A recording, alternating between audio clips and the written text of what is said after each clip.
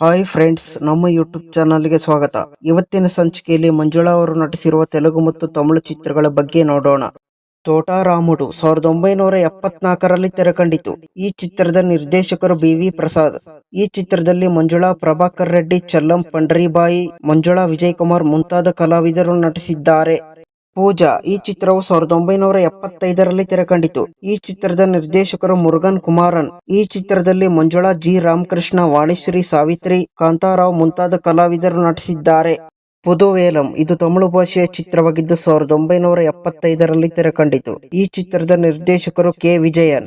ಈ ಚಿತ್ರದಲ್ಲಿ ಮಂಜುಳಾ, ಶಿವಕುಮಾರ್, ಕುಮಾರಿ ಸಾವಿತ್ರಿ, ಮನೋರಮಾ ಮುಂತಾದ ಕಲಾವಿದರು ನಟಿಸಿದ್ದಾರೆ.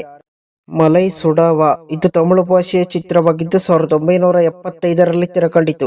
ಈ ಚಿತ್ರದ ನಿರ್ದೇಶಕರು ಸಿ. ವಿ. ರಾಜೇಂದ್ರನ್. ಈ ಚಿತ್ರದಲ್ಲಿ ಮಂಜುಳಾ, ಕಮಲ್ ಹಾಸನ್, ಕುಮಾರಿ ಮಣಿಮಾಲಾ, ಮನೋರಮಾ, ಮೇಜರ್ ಸುಂದರ್ ರಾಜನ್, ಮಂಜುಳಾ, ವಿಜಯ್ ಕುಮಾರ್ ಮುಂತಾದ ಕಲಾವಿದರು ನಟಿಸಿದ್ದಾರೆ. ಎಡುಪ್ಪರ್ಕೈ ಪಿಳ್ಳೈ ಇದು ತಮಿಳು ಭಾಷೆಯ ಚಿತ್ರವಾಗಿದ್ದು 1975ರಲ್ಲಿ ತೆರೆಕಂಡಿತು.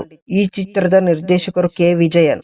ಈ ಚಿತ್ರದಲ್ಲಿ ಮಂಜುಳಾ, ಜೈಶಂಕರ್, ಎಂ.ಆರ್.ಆರ್. ವಾಸು, ಮೇಜರ್ ಸುಂದರ್ ರಾಜನ್, ಶ್ರೀಕಾಂತ್, ಮನೋರಮಾ, ಸುರುಳಿ ರಾಜನ್ ಮುಂತಾದ ಕಲಾವಿದರು ನಟಿಸಿದ್ದಾರೆ.